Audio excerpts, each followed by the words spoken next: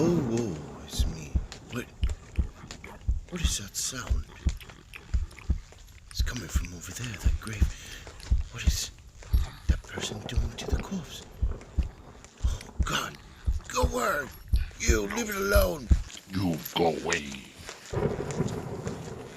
This one is mine now. Welcome to the Twisted Tentacle Inn. I am your Innkeeper Vase Odin, and today we'll be talking about William Yorick, the Gravedigger.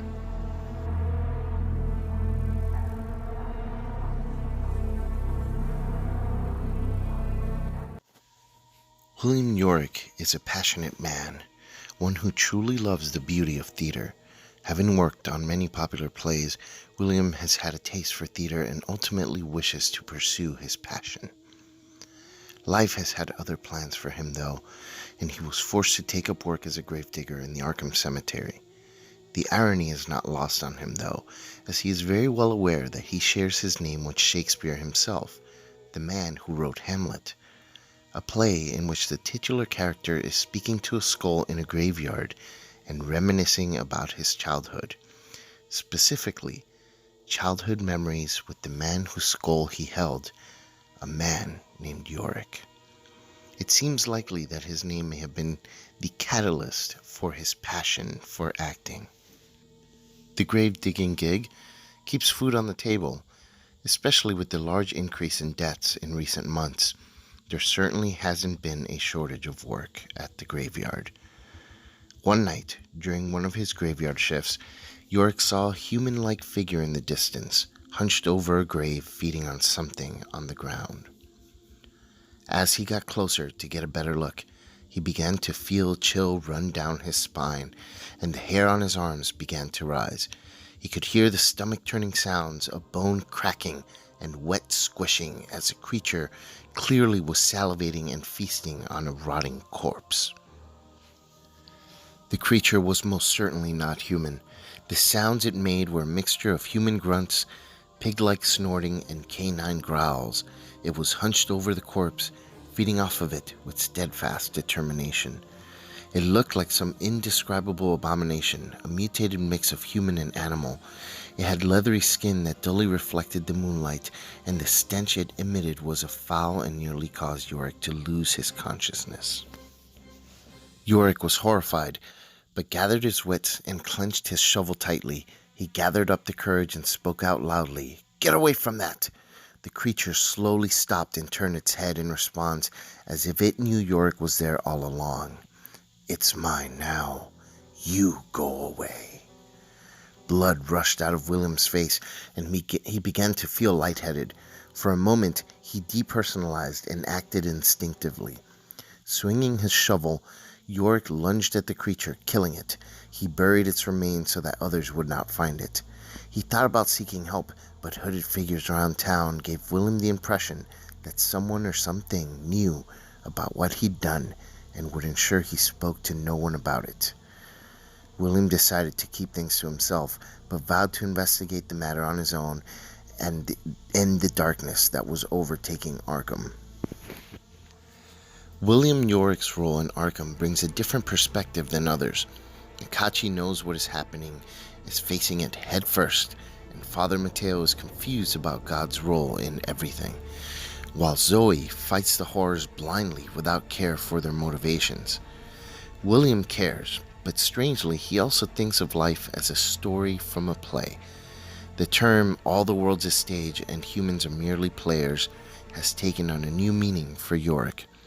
The playwrights are the great old ones, and they control the narrative. Humans play a role that is determined by greater beings. His stumbling upon the creatures and a darker world doesn't seem so much an accident. He has a role to play, and he is willing to accept it. In Arkham Horror the card game, William Yorick is a dual-class Survivor Guardian who is able to take Survivor cards from level 0 to 5, neutral cards from level 0 to 5, and Guardian cards from 0 to 2. His basic weakness is Graveyard Ghouls, and we'll talk about those in a bit. His signature card is Birthing Deep, and he gets one random basic weakness. His stats are 3 in Willpower, 2 in intellect, a 4 in combat, and a 3 in agility. His special ability reads, after you defeat an enemy, play an asset from your discard pile, paying its cost, and it's limited to once per round. His Elder Sign effect is a +2. If you succeed, then you can return 1 card from your discard pile to your hand. He has a health of 8 and a sanity of 6. His signature card is an event, a 0-cost event, called Bury Them Deep. Basically, it lets you play after you defeat an enemy, and you can add that enemy to the victory display, even if it doesn't have victory points, and you'll get an extra victory point. This card, it's excellent if you pull it and you're playing campaign mode, but it's completely, well, almost completely useless in single scenario mode.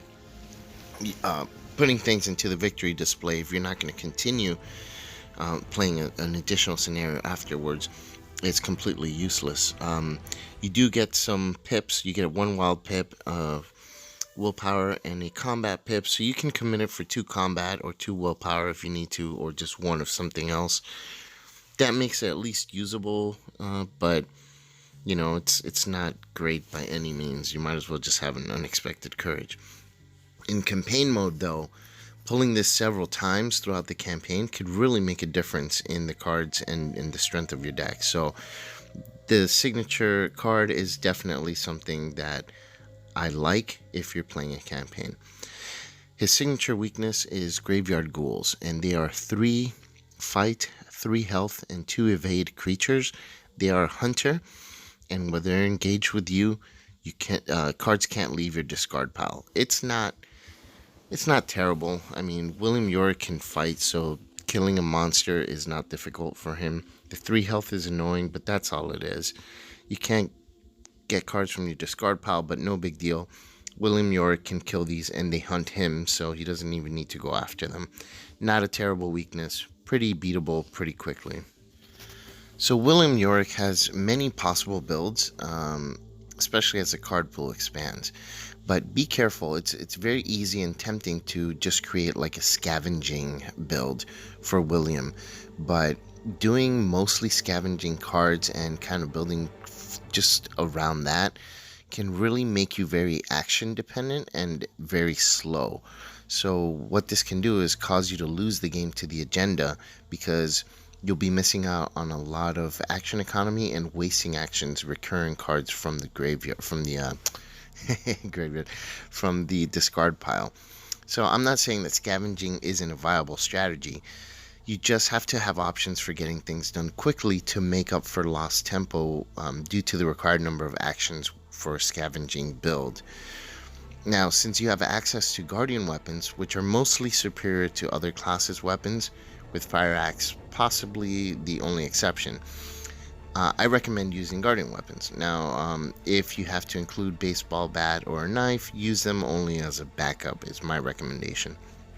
A good choice is building with a good amount of weapons with survivor cards to supplement your survival and clue gathering. Leather Coat and Cherished Keepsake will make you as tanky as Leo Anderson, and especially with your ability to play them again and again from the discard pile.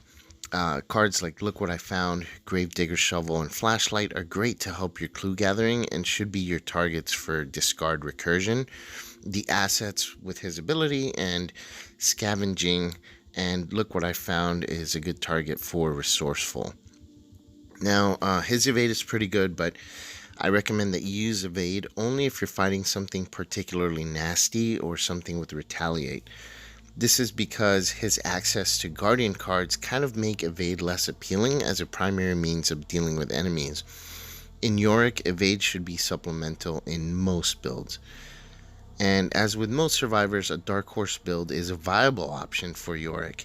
Just make sure you have enough resources to pay for your weapons before initiating the strategy, and have a way to get rid of your resources easily. So a good way to do this is to get and invest in some pump cards like Fire Axe and physical training, that kind of stuff. His agility is pretty decent, and combined with many survivor cards, it can help him evade monsters.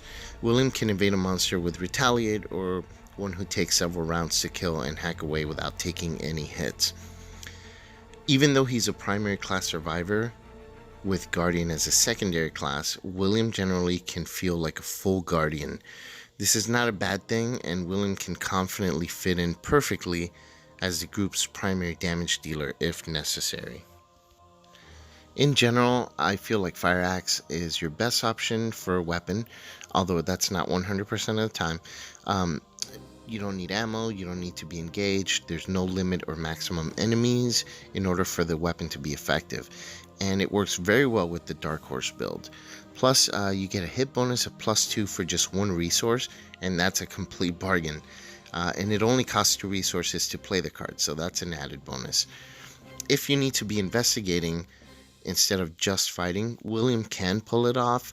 He's not great at it, but he can offer support in that department with cards like Evidence, which is perfect for him because he's always killing creatures, Flashlights, Newspaper, Look What I Found, and Scene of the Crime. And Flashlights are perfect. You can keep recurring them with his abilities, so it just will take you a few actions, but you will be able to still partake in some investigation.